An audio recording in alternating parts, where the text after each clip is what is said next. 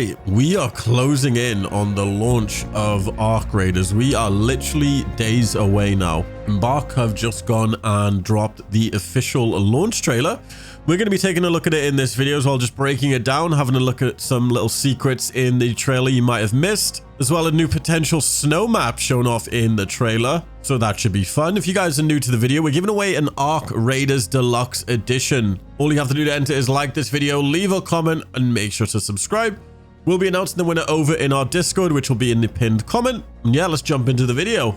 So yeah, I don't think I've been this excited for a game in a very long time, and I bet you guys can agree with that. Arc Raiders is one of those games I've been kind of just waiting for a while now, and the fact that it's coming out in literally like 2-3 days is still mind-blowing to me. If you guys didn't play the previous tech tests, just know it's probably some of the most peak times in gaming. But yeah, enough glaze. I wanted to take a look at the trailer and just some small things people have been pointing out. So first up, the trailer is hectic in itself. It pretty much shows the survivors fighting off the Ark, scavenging, hunting for resources, and then obviously trying to extract. Now, if you guys didn't know, there was one test before the one we played, which actually had access to, I think, more maps and different locations. The one we played only was locked to a certain map, so we only got to play that. Now, in the trailer, around the 1 minute mark, this is pretty interesting. Both of the interesting parts are like in the exact same spot. Someone pointed out that there's like a new cosmetic skin. I don't know what this is. It almost looks like a furry helmet, and then I had to like look a bit closer. It's pretty much one of those hunting helmets, and you can also see the dude's face underneath. People were saying, we about to get like full furry suits? No, I'm pretty sure that's not the case. It's just like a cosmetic skin. You can literally see the dude's head underneath the wolf, the fox, whatever it is. And then in the next few seconds, this is the important part. It shows this snow type terrain, and this is probably one of the new maps, this new snow area. Now, a snow biome could actually be super interesting. And this brings me back to my my first point, which I was talking about before. In one of the tech tests for Ark, it basically shows the cinematics before you actually go into that little tutorial mission, and this is one of the cinematics here. As you can see, it shows one of the survivors, the scavengers, walking in this snowy type terrain. So this could potentially be that snow biome, that snow location, that mountain, whatever it might be. And this is probably the first time we've actually taken a proper look at it. A lot of people probably forgot about it as well, especially if you didn't play in those early tests. You only see the trailer for like a few seconds, or I guess the cinematic for a few seconds, and then it's just gone. Seems like a lot of players have been putting 2 and 2 together and realizing the map is actually the map called Blue Gate, and it is a snow variant, which basically means we'll probably be seeing a new weather cycle like snow or something affect the maps.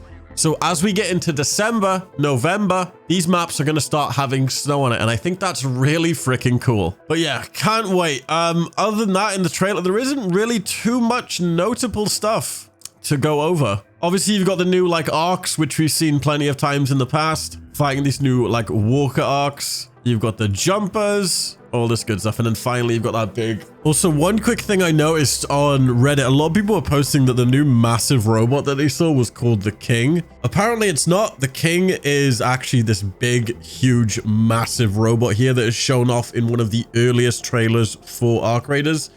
And yeah, this is the King here with the big red lights. Apparently, it isn't the one that is shown in the latest trailer. I thought we'd clear that up because it seems to be making its rounds right now on Reddit. Apparently what it is, it's called the Baron, which is another massive arc. So yeah, you can sort of see the size comparison here. I know I called it a queen earlier in the video, but yeah, it is obviously a bit bigger than the queen. Yeah, Baron is going to be massive. Also, check this out. We got a new fan-made graphic. Credit to Swa over on Reddit. Obviously, information here is subject to change, but it basically shows off the different types of arcs as well, if you guys don't know the names of each one of them. Obviously, you guys know there's those bunch of like roller robots. What you might not know is there's different variations of pretty much each one.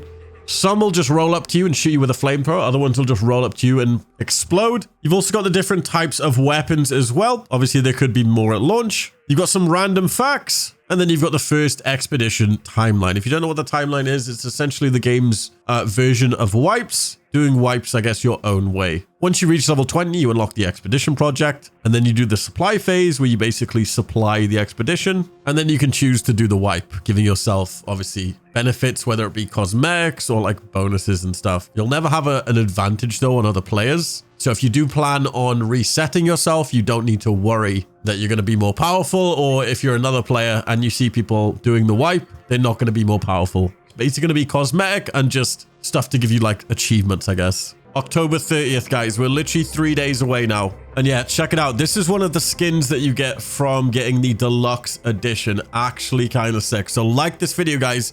Leave a comment and make sure you're subscribed. You could win that on launch. We're giving away 1 copy for my YouTube channel, and then we're giving away a little bonus one in my Discord. But yeah, check it out. Also, if you guys played the tech test as well, check out these skins that we got. There was actually 3 different skins that you could get. There's one from the first tech test in October of 2024. There's one in tech test 2 that was back in April, which I actually managed to grab. And then you've got the one from the server slam, which is the backpack. So yeah, I can't wait to yoink those on release. That should be super exciting. Now, I wanted to go over this post I saw on Reddit earlier, and it basically talks about legendary weapons and I guess weapons in general. Credit to OK Internet 9433 on Reddit. We're just going to be going over his post, and it's basically explaining how legendary weapons work and how they're not going to be broken in PvP. So legendary weapons are the yellow weapons, if you guys found one. Now, obviously, everything he's sharing is based on the server slam. This will probably be more apparent and more information will come out as we start playing the game. So depending if the game's out or not, this could be false. We just don't know yet. Now, these guns are absolutely amazing in PvE, but in PvP, they remain fair and they cannot be upgraded, modded, or used for instant kills. Regular weapons, regardless of their tier, can only be modded and upgraded at base, but their base damage cannot be improved.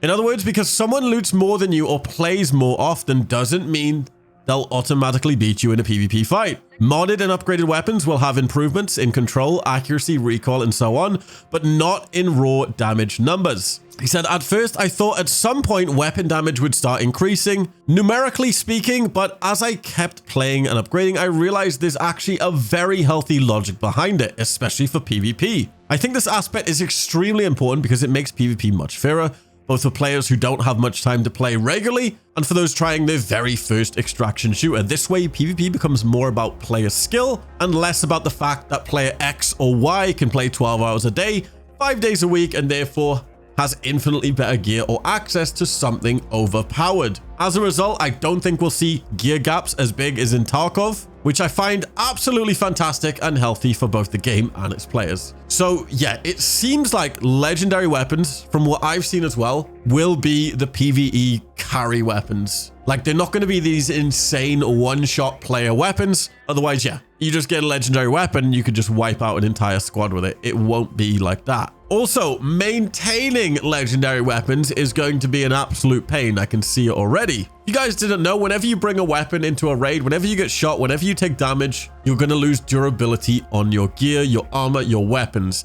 Now, you need to keep this up by repairing these weapons, and it does come at a hefty cost.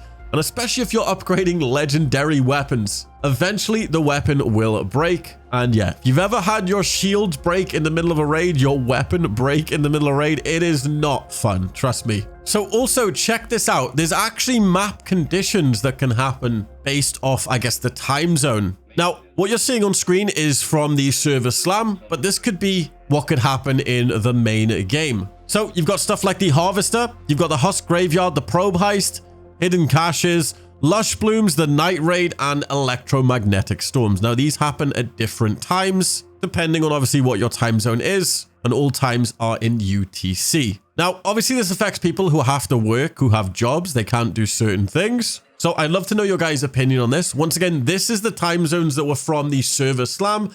I don't know what it's going to be like in the main game. And apparently, according to Embark, these will appear for a limited time on the map at different times. So these times could change. And all of these are obviously in-map events that will happen. So yeah. Also, check it out. This is all the confirmed weapons right now coming in Arc Raiders. Obviously, the Kettle, the Stitcher, the Bobcat, the Hairpin, the Anvil, the Venator, the Beretta, the Volcano, one of my favorite shotguns, I can't lie.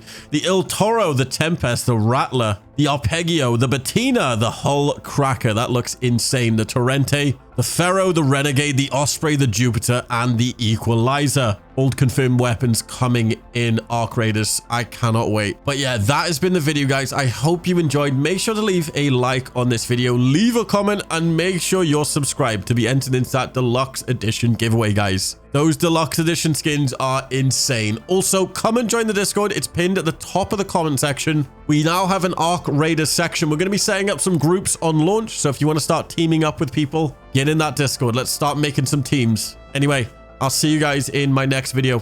Peace.